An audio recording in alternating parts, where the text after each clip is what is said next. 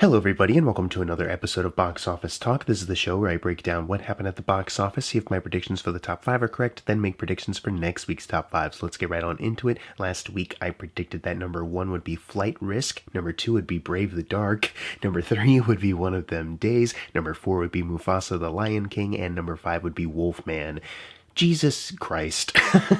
I only got 2 out of 5 of my predictions right for this weekend. You will be happy to know that we don't have to talk about Brave the Dark. It only got to number 11. So no point talking about that movie. It didn't even crack the top 10. I think I was trying to overcompensate how last week I completely underestimated One of Them Days, and then it ended up not being number 1, but it did do really well. So I think I was just overcompensating looking at another movie, and then that one didn't do well. So there you go. But then we also had some holdovers that, nudged out, like Wolfman, for instance. So let's just dive into what happened in the overall top 10. Number 1 was Flight Risk, like I had predicted. The Mark Wahlberg is usually a star that some people will go to a theater to see a movie of, and flash up that it's from the director of Braveheart and Apocalypto, it's Mel Gibson. Maybe that could get some, butts in the seats. I was wondering how much it was going to make, though. I kind of figured it would be number 1, but how much? Because, it is still January. It is kind of like a dry season, and, they held off on reviews so long, and then when they did, it wasn't looking very favorable. It opened to 12 million this weekend. There's no worldwide totals as of right now. Originally, the production budget was said to be around 10 million, but when I checked Wikipedia literally before recording this, like about an hour ago, it had updated to 25 million. I've seen the movie. I would believe a $10 million budget more than a 25 one. Take that however you will as far as like the movie's quality. And you should take it bad. It's a bad movie. But it definitely does not look like it costs 25 million, unless, Mel Gibson needed all that goddamn money or something like that. Or Mark Wahlberg, I guess, in this instance. I'm not sure. Either way, though, I guess maybe if it has enough solid staying power to hold over, like I said, there's no worldwide total to bump it up yet. So, I mean, it's a low enough budget, but a 10 million one would definitely have been better. 25, it's like, oh, you need to get to at least 50 for our show standards. Hopefully they got some solid word of mouth. Honestly, I know critics have not been very nice to the movie, and for good reason, in my opinion, but I'm not really quite sure where the audiences have kind of landed. Like, when I saw it, it seemed like some people were laughing with the beats, the comedic beats well, so I don't know. Maybe it is a crowd pleaser. Who knows? As far as opening weekends for Mel Gibson as a director, it is 3 million below Apocalypto and Hacksaw Ridge. It's about on par with Braveheart. When we get to like official numbers, it might be a little bit over or under, but it's kind of like right in the same spot of 12 million.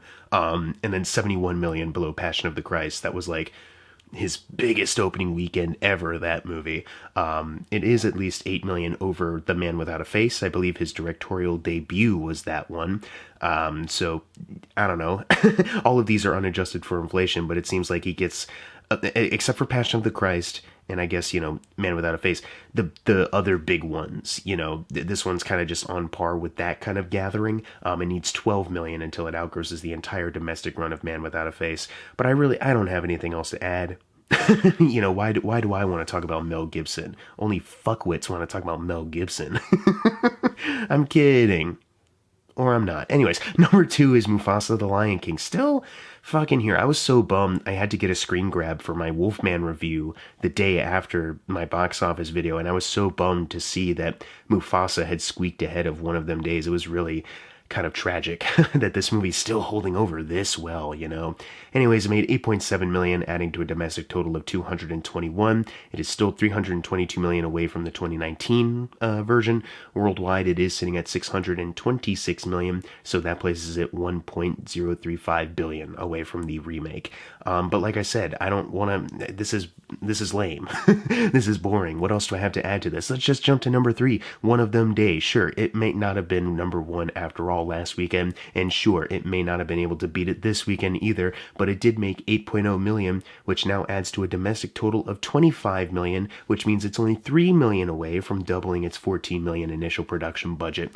Even without any worldwide totals, it is already kind of squeaking by the doubling point, and that's And that's just really cool. This was a movie, like I said, I even underestimated it. I thought, like, the state of like a comedy movie coming out in theaters, it's like a very rare case where one really pops off. And it's not like this one is grossing the most amount of money you've ever seen. Like, it's bringing back the comedy box office wave of the early 2000s or something like that, but it's just enough to show, like, there is an audience to cater here, and, you can be profitable if you just, make it low budget enough, and you can get by on just some really great talent. You don't need all the special effects or all the money in the world to make something memorable or fun. You just need the right amount of ingredients. And I think this is a really great success story for that. And I'm just really, like I said, like, Mufasa's boring to talk about. Flight Risk, who gives a fuck? But something like this is like genuinely, like, actually very exciting for me to talk about as far as like the box office. Like, that's just cool, man. Go see the movie. It held over really. It only dropped about like 30% or so. So yeah, it had a really great hold. The word of mouth is kind of spreading, especially with its near victory last weekend. People were talking about it. People want to check it out. So that's awesome. Number 4 is Sonic the Hedgehog 3, making $5.5 million, adding to a domestic total of $226 million. So it is $348 million away from the Mario movie. Still going to be number 2 as far as video game domestic runs. But good news, worldwide it is sitting at $446 million, so it has outgrossed Rampage by $19 million, Detective Pikachu by $18 million, and Warcraft by $8 million. So once again, it is behind the Mario movie now by $913 million for worldwide numbers, but that makes it the second highest video game adaptation in the worldwide numbers of all time. So Sonic the Hedgehog 3, domestically and worldwide, the second highest grossing video game adaptation ever. It does make me interested to see, like, how this will change, because, like, this kind of ushering in a new era. The Sonic movies have kind of grown here. I wonder how Sonic 4 will do in comparison. I wonder how these other Illumination Nintendo movies will do. I wonder how the Legend of Zelda movie is going to do. We got a new wave of, like, video game movies coming in and, like, genuinely connecting with fans and, getting rewarded with high box office returns. So I'm excited to see, where else this goes, and hopefully that just means, more good movies. But I'm just really happy for Sonic's win. That's, once again, just more cool and celebratory than talking about Mufasa. Anyways, number 5 is Moana 2, making $4.3 million, adding to a domestic total of $450 million. For Disney Animation, it is $27 million away from Frozen 2. It does not look like it will have the momentum to get that and outgross it. So for right now, it's just Disney Animation's second highest grossing domestic run ever. Worldwide, it is sitting at $1.026 billion. So it is $1 million over Zootopia. It did squeak by that one. It needs $245 million until it gets to Frozen's worldwide run. It might not have the momentum to get there, but it does officially enter Disney Animation's top 3 highest grossing worldwide runs ever, right? And that's really cool.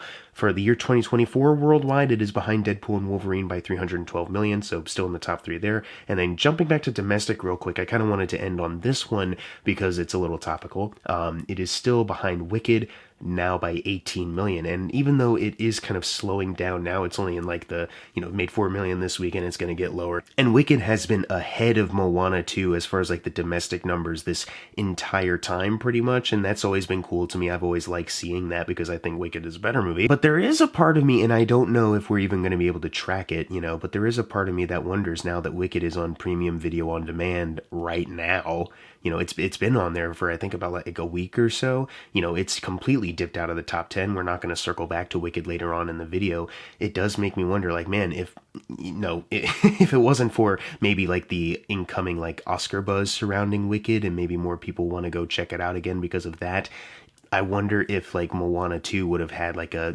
steady enough course to maybe outpace it at that point. But like I said, Moana 2 I feel like has started to lose a lot of momentum. Like, it's still in the top 5 right now, but that's kind of just the dry kind of January that we're in. It's been holding over pretty well, but with low numbers. So it just makes me wonder, like, were we almost in like an alternate reality where Moana 2 did outgross Wicked domestically? Even it already did worldwide, but even domestically, and that's a terrifying thought.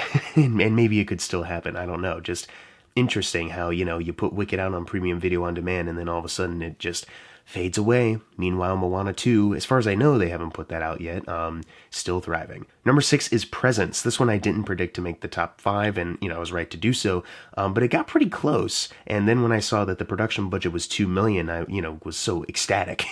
You know what I mean? It made $3.41 million. So they're only just a couple $100,000 away from doubling this initial production budget, and, if word of mouth is solid on this, it could hold over a little bit more. But, if they've already kind of like cleared a doubling point here, you know what I mean, then I feel like DVD sales, rental streamers, whatever, at that point, they're already kind of in the clear. And I find that just really cool. This, another one, going back to like one of them days, like this is just one of those movies where, you don't need all the special effects and every like frame having money just thrown at it. You can make something that's unique, has, it's elevated by some kind of gimmick or just some strong performances or character writing, and, still make a profit. And you can still cater to an audience out there. And God bless you, Soderbergh. Thank you for this wonderful little experiment.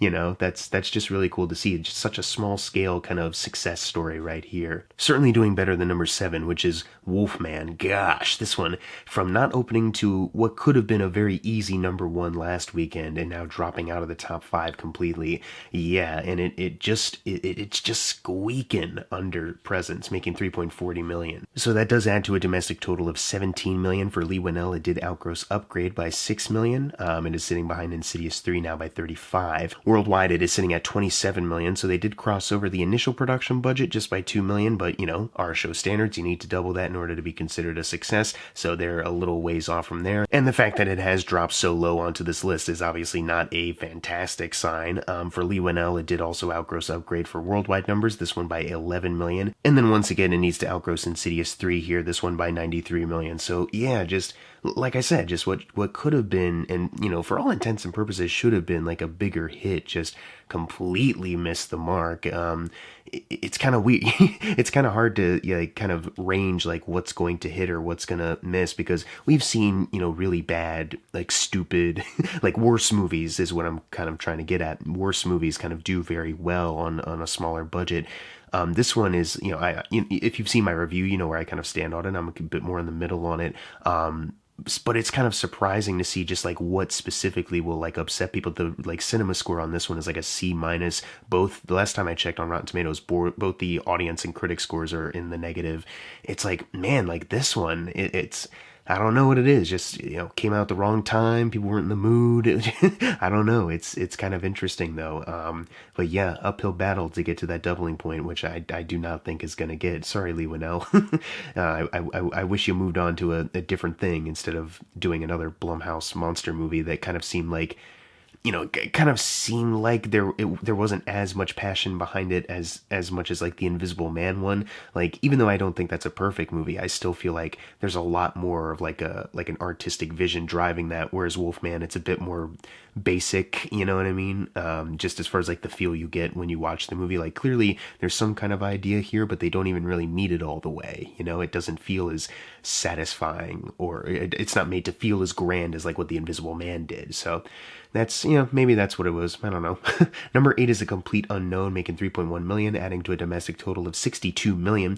For Mangled, it is $14 million away from outgrossing Night and Day. Worldwide, it bumped up a little bit. We got some worldwide totals now, not a whole lot, but it is sitting at $74 million. We talked about how the budget range was like $50 to $70 million, so if you believe the higher number, they've reached that initial production budget. They still, at the very least, they need to get to over $100 million to be considered a success, probably, especially with like the Oscar campaign kind of press stuff that they've been putting in. So I really don't know where a break-even point is for this, but, Timothy got nominated, and James Mangold for director. If we can talk about how crazy that is, that Mangold for this movie was nominated for Best Director over someone like Denis Villeneuve for Dune 2. You know what I mean? And it's like, look, I like the movie just fine, and Mangold is a competent director, and it's not a poorly directed movie or anything. It's just, why this director job is better than what Denis did with like every single aspect of Dune 2. I don't quite understand that. Whatever. James Mangold at least directed a better movie than Emilia Perez, but that got nominated as well. So that's Don't forget, that's the true enemy here. For Mangled's filmography, though, worldwide, it did outgross Heavy by $74 million, Girl Interrupted by $26 million, Copland by $11 million, Kate and Leopold by $4 million, and 3:10 to Yuma by $3 million. Right now, it's behind Identity by $8 million. So, rant aside, that's where it stands. Good on you, Mangled. Congrats on your nom. Anyways, number 9 is Den of Thieves 2 Pantera, making $3.0 million, adding to a domestic total of $31 million, $13 million away from the original film's domestic run. Worldwide, it is sitting at $38 million, so not only is it $42 million away from the original film's run worldwide, it's $2 million shy of crossing the initial production budget of $40 million. Yeah, man, you know, I think there was a part of me that was thinking maybe this could be the one to really pop off, or maybe this one could do just about as good as the first movie did, just based off of, you know, there might be some kind of fan base that grew in the years since, but it might not be huge.